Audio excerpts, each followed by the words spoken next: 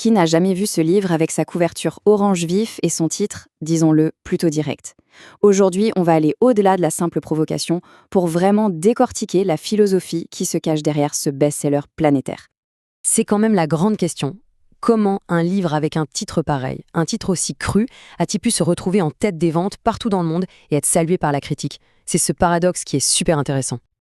Alors, est-ce que c'est juste un manuel pour apprendre à ne plus rien ressentir, ou est-ce qu'il y a une idée, une sagesse un peu plus fine qui se cache derrière ces mots? C'est ce qu'on va voir ensemble. Allez, on commence par le tout début. La première chose qui frappe, c'est cette contradiction évidente qu'on voit directement sur la couverture. L'art subtil de s'en foutre, franchement, ça a l'effet d'une petite décharge électrique. Dans une société qui nous demande de nous préoccuper de tout le temps, cette phrase est clairement là pour choquer, mais surtout pour qu'on s'en souvienne.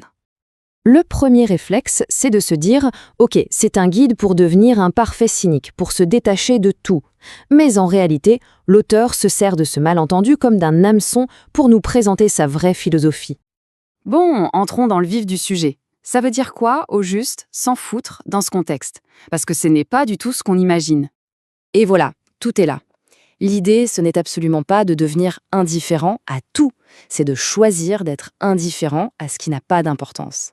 La nuance est énorme. En fait, la clé, c'est d'apprendre à faire le tri.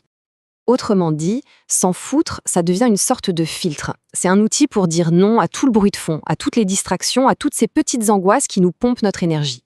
Et comme ça, on peut garder cette énergie pour ce qui en vaut vraiment la peine.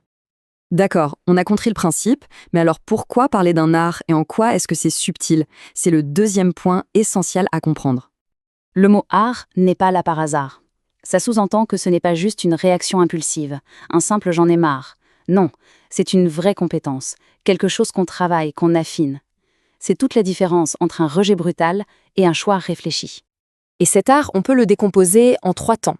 D'abord, il faut définir ce qui compte vraiment pour soi. Quelles sont ses propres valeurs? Ensuite, deuxième étape, on fait le ménage. On apprend à laisser de côté tout ce qui est futile. Et enfin, on peut concentrer toute son énergie, toute son attention, là où ça a un vrai impact. Ok, on a la méthode, mais c'est pour arriver à quoi au final? Quel est l'objectif de tout ça? La réponse, elle est cachée dans le sous-titre du livre. Ici, on a le sous-titre de l'édition en arabe. Et cette petite phrase, en fait, elle résume toute la promesse du bouquin. Traduction littérale. Pour vivre une vie qui va à l'encontre du conventionnel. Voilà le but. L'idée de cet art, c'est de se libérer de la pression sociale, des attentes des autres, pour pouvoir enfin tracer son propre chemin. Donc, si on résume, l'art subtil de s'en foutre, c'est la méthode. Et vivre une vie non conventionnelle, c'est le résultat. Finalement, on se rend compte que ce titre n'est pas juste une provocation, c'est carrément un mode d'emploi. Et au bout du compte, toute cette philosophie nous ramène à une seule question. Une question très personnelle. Notre attention, notre énergie, c'est limité. La vraie question, c'est donc, à quoi est-ce qu'on choisit de les consacrer?